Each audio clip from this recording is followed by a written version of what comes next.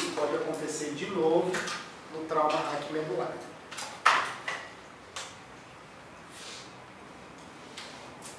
Então, aqui já é... Não, você que está te chamando. Então, a remoção do paciente do local, tá? Então, aqui a gente sempre, lógico que a maioria dos pacientes não vai te ligar, ele já vai passar a mão no bichinho e trazer, né? Mas se por um acaso ele te ligar, né, é importante falar para ele os cuidados na remoção desse paciente, tá? Qualquer movimentação meio errada, meio brusca, né, pode aumentar a lesão, ou pode causar uma lesão onde não havia lesão, né? Lá em Mauá chegou uma vez, ele pegou aqui a pele do pescoço, a pele de trás e trouxe tudo, tá?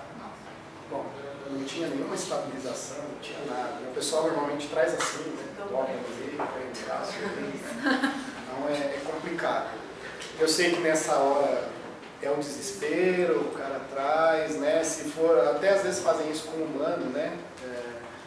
De novo, eu falei, quando meu pai caiu, a gente não deixou nele, né? A gente ligou pro bombeiro, o bombeiro veio com calma, colocou na tábua de madeira. Se tiver uma madeirite, uma marca de madeira na clínica, é muito importante, no consultório, né? Tem umas de polietileno hoje em dia, que tem até as cintas para amarrar, né? Estava à venda, acho que na feira do ano passado, na Pet South America, né? Ela é meio laranja, assim, ela é bem legal. A gente comprou uma lá para Mauá, né? Então, o cara já chega, tá no carro, não traz. A gente vai até o carro, tenta fazer a remoção com o mínimo de movimento possível, tá? A estabilização é importante da forma correta, né? Então, assim, não é qualquer estabilização que vai proteger aí a coluna vertebral. Tem que estar certinho, tem que estar... Não adianta ele estar na madeira mas se debatendo, não vai adiantar nada, ele tem que estar fixo na madeira. Então, passar esparadrapo, tem essas que tem cinta, parece um cinto de segurança mesmo, né?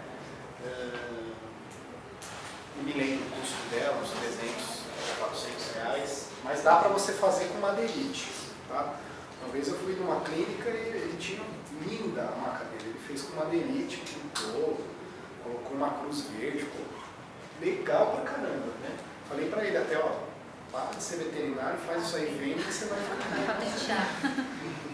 E, então sempre é bom estabilizar da forma correta, bem legal. Tá? Então, na coluna, que tipo de lesão que a gente pode encontrar aí no trauma raquimedular, né? Então, a gente tem a fratura vertebral, depois eu vou passar uma imagem que tem para ilustrar melhor com o desenho, tá? A fratura vertebral, então fratura o corpo da vértebra mesmo, ou fratura o processo transverso, fratura o processo espinhoso, tá? Então, é a fratura propriamente dita. A gente tem a luxação, né, que aí é na face articular da vértebra, tá? Então ela só luxa, ela não quebra, né? Esse também é um problema até que grave, porque ao luxar ela rompe ou esmaga a medula, né? Hemorragia espinhal, então às vezes o trauma, só a transferência de energia, né, faz com que rompa os vasos adjacentes à coluna vertebral, e aí causa uma hemorragia, né? E essa hemorragia vai dar uma hipóxia da medula e ela vai morrer, né? Então, não teve fratura, não teve luxação, mas o animal está paralítico. Você vai falar, caramba, o que será que aconteceu? Pode ser uma hemorragia barra edema, tá? Às vezes o trauma causa um edema, oprime, né? E aí a medula acaba morrendo, tá? Concussão de medula, né, que vai causar o edema também. Então, aquela pancada faz a medula chacoalhar lá dentro, né, e ela pode ter um quadro de hipóxia e vir a ter um quadro de necrópsia. Tá? Necrópsia, desculpa, necrópsia. Então, os tipos de lesões que a gente pode encontrar na parte óssea, né, são essas. Tá? Provavelmente alguém já pegou algum desse caso ou alguns desses casos.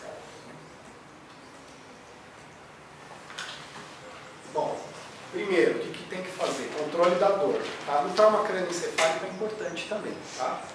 Mas a coluna dói horrores. Tá? Eu sei disso, novamente, porque eu acompanhei a fratura do meu pai. E foi a cena mais chocante que eu vi até hoje, né? Ele gritava, tomando tramal na veia, gritava de dor. Então, me marcou muito. Então, a primeira coisa que eu vejo quando eu recebo um paciente assim, eu faço analgesia, tá? Porque eu sei que o negócio o animal ele tem uma percepção de dor diferente, mas dói muito, né?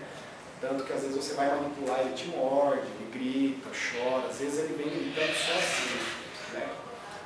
E eu costumo usar muito o que a gente chama aí de milk, né? Morfina, lidocaína, ketamina, fentanil, lidocaína, ketamina. Tá? Isso você faz diluído no soro, né? E coloca na infusão contínua. Tá?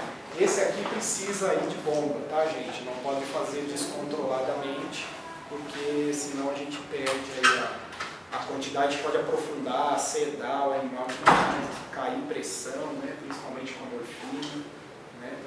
Então ele é feito na dose certinha, na velocidade certinha, né? Depois quem tiver interesse... Eu vou passar. Se alguém tiver interesse, vai passar, mas se a gente vai mandar um e-mail, eu mando direitinho, milk, velocidade, tá? O que eu tenho feito bastante é dar uma concentrada na diluição, para a velocidade ficar um pouco menor. Né? Porque às vezes você gasta aí um frasco de 250 ml em 2, 3 horas, né? Se você faz na dose preconizada. Então se você der uma concentrada, a velocidade diminui e aí a tua bolsa dura 6, 7, 8 horas. Né? Você tem uma capacidade aí maior. Tá? Então o controle da dor é importante.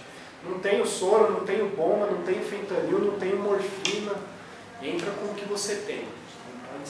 Vai entrar com corticoide, né? A gente vai ver que uma dose bomba aqui até que é legal, só ela, tá? Não muito mais. Anti-inflamatório, dipirona, o que você tiver, aplica de analgésico, tá? A sedação também é importante nesse caso, né? Para ele não ficar se debatendo cada vez que você for pegar ele, tá? Se você tiver radiografia na tua clínica, né? Então é bom sedar para fazer a radiografia, tá? Aqui, depois mais para frente, eu vou até pôr um joguinho que aconteceu conosco lá em Mauá, né? Gente, eu acho que é interessante sempre de 2 posições, tá? A coluna pede sempre 2 posições. O local da coluna onde você suspeita sempre pede 2 posições. Depois eu vou mostrar por quê. Tá?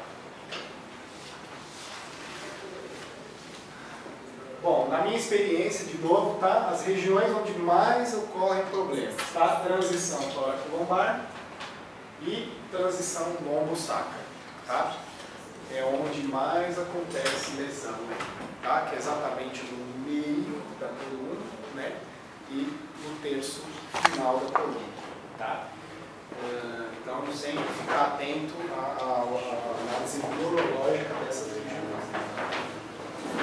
Tá? O exame neurológico, identificar a região e gravidade, tá? Então, como que a gente identifica a região e a gravidade? Dependendo do que a gente examinar neurologicamente. Então, normalmente o indicador de gravidade é dor profunda, tá? Então, tem dor profunda, não é tão grave.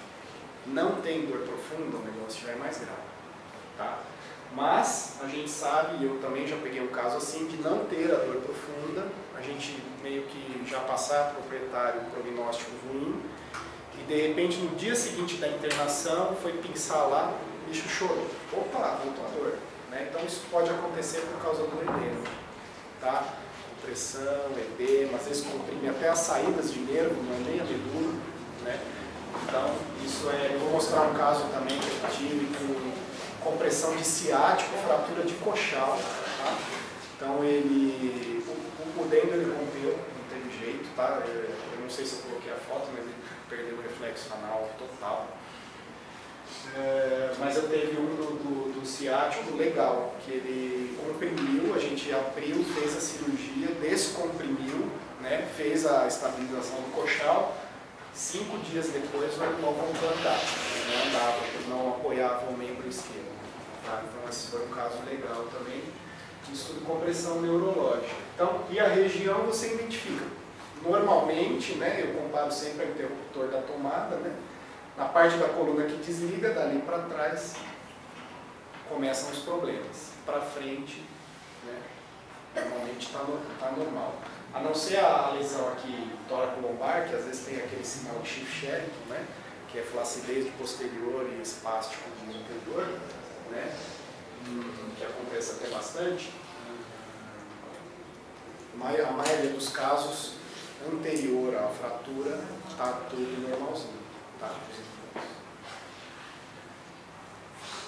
Então, reflexos aumentados, diminuídos, ausentes, a gente testa o papelar, testa o tibial, né? Tem o pinçamento do interdigital para dor, mas é bom pinçar todas as regiões de pele, tá? Não só o interdigital, porque às vezes você vê que o interdigital está sem dor, mas aí você pinça aqui mais para cima, o animal grita, né? E o mais importante aqui, tá, que eu via muito acontecer lá em Mauá, né, o pessoal chegava lá, travava no interdigital, né? Isso é dor?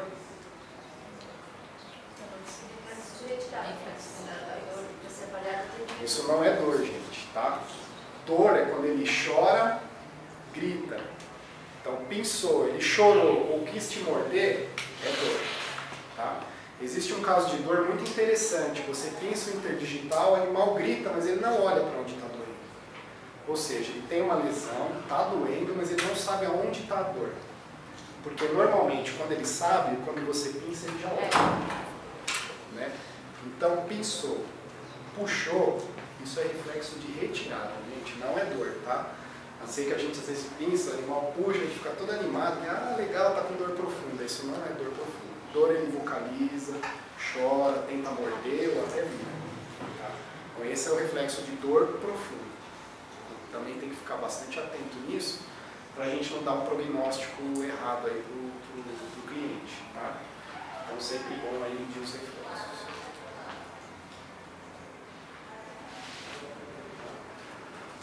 Vou falar um pouquinho aqui de como a gente gradua essa lesão, né? Então, grau 1, tá? Ele tem somente dor.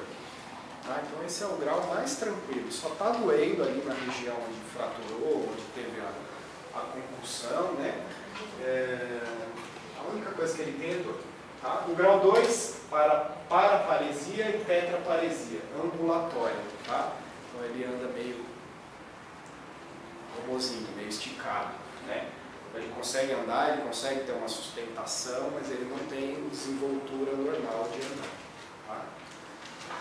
Grau 3, paraparesia, tetraparesia não ambulatória. Tá? Ele fica de pé, mas não anda, que é o famoso cachorro-cavalete. Né? Ele trava assim e fica lá paradinho.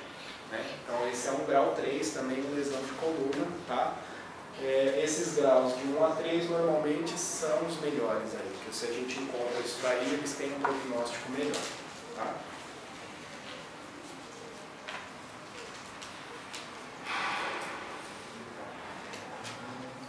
Grau 4, paraplegia e tetraplegia. Então esse daqui ele não fica mais de pé e não tem movimentos voluntários. Tá? Então esse aqui já começa a ficar grave. Né? Os membros flácidos, né? Você coloca de pé e cai. Né? Então já é o grau 4. Grau 5, paraplegia, tetraplegia, com retenção urinária e distensão de bexiga. Ou seja, o esfíncter dele travou. Tá? Ele não urina, não consegue urinar. A gente tem uma sigla de RUDB. Tá? Então esse é o grau 5. Grau 6, paraplegia, tetraplegia, retenção urinária com distensão de bexiga e perda da sensação de dor consciente. Tá? Que é aquilo que eu falei. Pinçou, só puxou, não gritou, não molhou, não quis morder, não fez nada, ele está nesse quadro aqui. Tá? Ele não tem dor profunda. Tá? Ele tem os reflexos que podem estar diminuídos ou aumentados, tá? Mas ele não tem a dor profunda. Então esse grau 6 é quase o pior. Tá? Tem um pior. que é a mielomalácia ascendente e descendente, ou seja, o animal praticamente só pisca o olho. Tá? Que sugere aí uma fratura aí cervical. Então, fratura de cervical em cães, complicado. Em humano já é, né? E em cães mais ainda. Tá? Então, ele praticamente só o cérebro dele funciona. O resto vai desligar, né? E os órgãos vitais, o coração, não? Mas mesmo assim ele tem uma depressão. Então, quanto a grau aí do trauma, né, do hack medular, a gente tem esses 7 graus que a gente pode lá na hora de vocês fazerem o primeiro atendimento, né, já dosar isso daí. Já pode também informar para o paciente por que você está fazendo esses testes, né?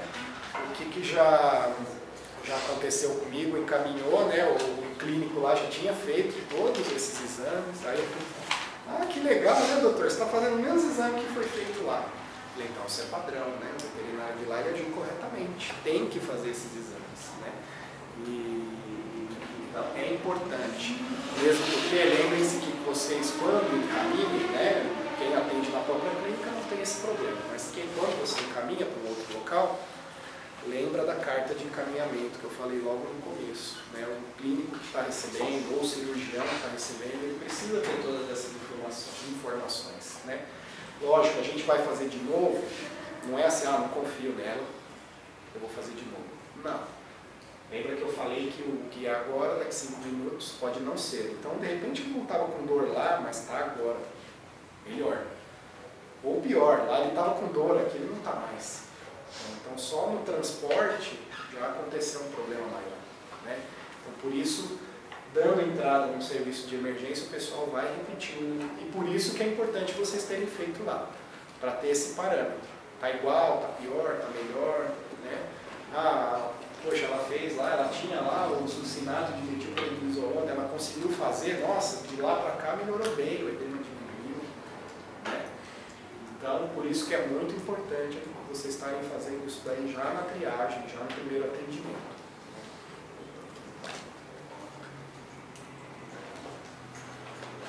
Tá? Aqui eu falo de novo, né? Mais pra frente, quando eu colocar as fotos no final, eu vou explicar porquê, né? Então eu sempre indico e converso com as pessoas que trabalham comigo, exame radiográfico lateral e VD, tá? Faz as duas posições, pode enganar, vocês vão ver, tá? Vocês vão ver que se vocês olharem bem, vocês identificam no lateral, mas se você passar o olho, você não vai ver que tem uma fratura. Aí no VD você vai ver que é uma baita de uma fratura. Então, às vezes, pode enganar. Teve uma palestra do Ronaldo Casimiro, que trabalha há pouco tempo, não sei se alguém foi, e ele falou muito, né, disso, né, que ele falou, ele até falou que era para usar tomo, né, porque a radiografia não dava para identificar. Não, ela dá. Se você fizer 2 ou mais posições, você consegue identificar, né?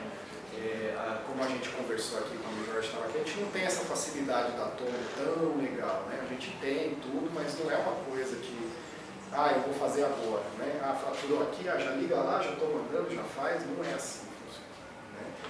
Então, a radiografia ainda é o mais importante, tá? Na hora de posicionar, lá em Mauá, em Santo André eu não tenho radiografia na clínica, lá em Mauá eu tenho, creio que no Éticos tem também, né? Então, cuidado ao posicionar, né?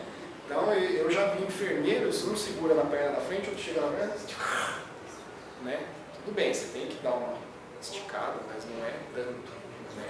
Porque o animal está com uma fratura.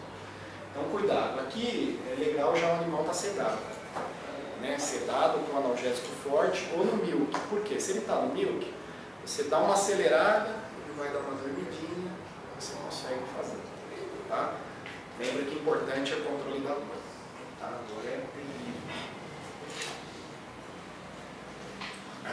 Se você quiser complementar aí o seu diagnóstico, né, para passar para o cliente exatamente onde está a lesão e qual o grau dessa lesão, uma mielografia ajuda bastante. Tá? Então, injeta um contrastezinho, né? Normalmente faz aqui na abertura do hospital. Né? Esse contraste vai descendo, você vai radiografando. E com o contraste você identifica exatamente onde tem a lesão, né? Não chega a ser uma tomografia, que seria muito mais interessante, né? A lesão fica muito mais bonita, mas você consegue identificar. Se o animal vai ser encaminhado para uma cirurgia, é obrigatório fazer a anemia. Tá? O cirurgião precisa saber exatamente onde ele vai entrar. Né? Porque não adianta eu abrir também o corte, coluna inteira e ficar procurando. Eu tenho que saber exatamente onde está a lesão, marca-se e abre ali. Tá? Normalmente as cirurgias são feitas para descompressão e estabilização. Tá?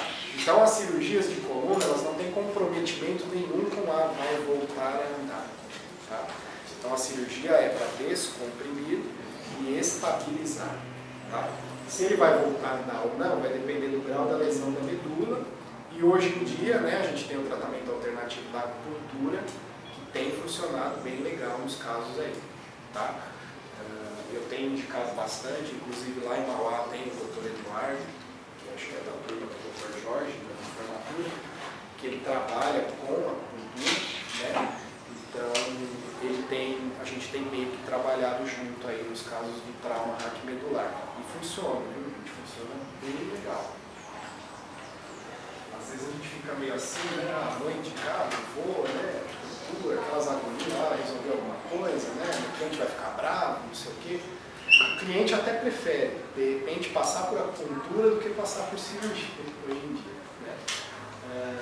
E tem aí também os exames novos, né? Tomografia e ressonância. Né? Ressonância a gente não tem no ABC ainda, mas parece que está chegando aí, parece que o Dr. Rafa lá vai montar um centro de diagnóstico e ele vai trazer uma ressonância para cá. Né? Ele já separou do hospital, porque muita gente não gosta do hospital dele, então ele vai criar um centro de diagnóstico só para pôr essa ressonância aí. Né? Então, vai ser a primeira no ABC. Né? A gente tem hoje o Provet, que faz também em São Paulo, né? Mas fica meio inviável. Qual o tempo de tomada de decisão que a gente tem aí? Né? Então a gente precisa tomar uma decisão rápida. O que vamos fazer? Vamos só tratar, vamos internar, vamos estabilizar, vamos descomprimir. Né?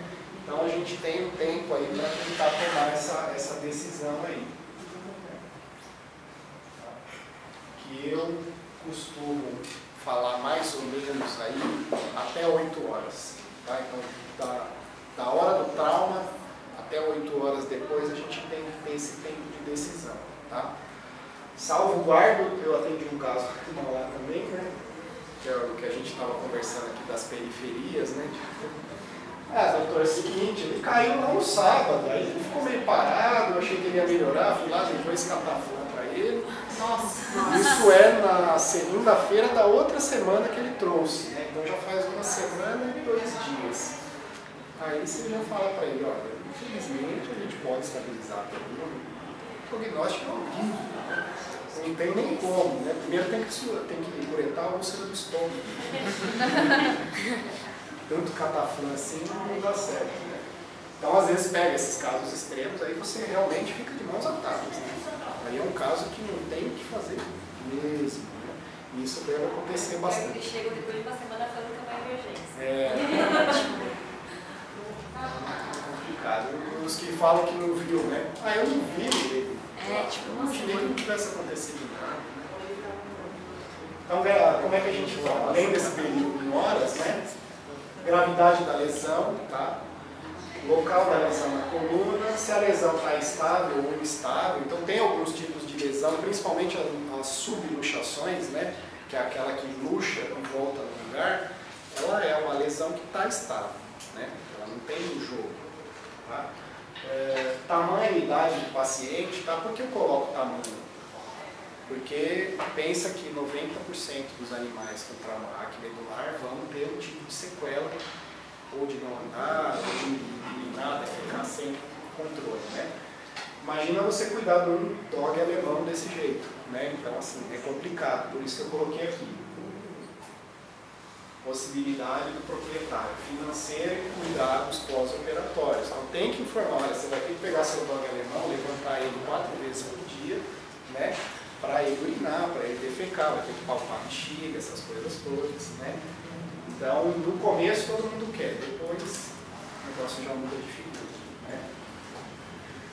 Idade do paciente, então você está com aquele Rottweiler que teve a fratura e o cara já tem 15 anos, né? Ou seja, já está bem no finalzinho da vida dele. Então a gente também tem que ter um bom senso. Né? Para que a gente vai levar ele a um estresse de uma cirurgia que não vai resolver a vida dele, né? Simplesmente falar com o conversa com o secretário, olha, na minha opinião, né, é o que eu faço, é melhor a gente controlar a dor dele, né? E o senhor vai cuidar, vai trocar a fraldinha, vai colocar tapetinho higiênico, né? Vai dar os remedinhos certinhos? Vou. Então ele fica aí que é o tratamento paliativo, né? Então essas coisas a gente tem que levar em conta também, tá? Parece um pouco de crueldade, mas não é, porque a gente faz uma cirurgia e depois o bicho sofre, é corte que infecciona, é implante que sai porque o proprietário não deu o antibiótico direito, né? Então, num bichinho de 15 anos isso é muito pior, tá? Então, parece meio crueldade, mas não é, é bom senso mesmo, tá? Sociedade do proprietário, que é aquilo que eu estava comentando com o Jorge, né? O financeiro, então ele tem que saber que além da cirurgia, ele vai ter que gastar um pouco com alguns dias internado, né? E que os gastos com esse animal vão ser grandes, é tapetinho, é fraldinha, né? Então tudo isso vai atrapalhar também. Então, tudo isso a gente leva em conta aí na tomada de decisão. Né? Tá, então, dentre aqueles graus que eu falei para vocês no comecinho, né? Grau 1, grau 2, tratamento conservador, confinamento rigoroso, com ou sem imobilização externa. Depois eu pus um desenho de uma imobilização externa. Tá? Então, grau 3 e 4, tá? Esses são emergências cirúrgicas. Tá? Redução e estabilização da coluna para descompressão medular. Grau 6 e 7, poucas chances de sucesso. Tá? Prognóstico ruim, que é aquilo que eu falei, normalmente uma fratura cervical. Tá? Então a gente também leva em consideração os graus para indicar o tratamento para o paciente. Tá? Então vamos lá, gente, tomar um cafezinho. Dar uma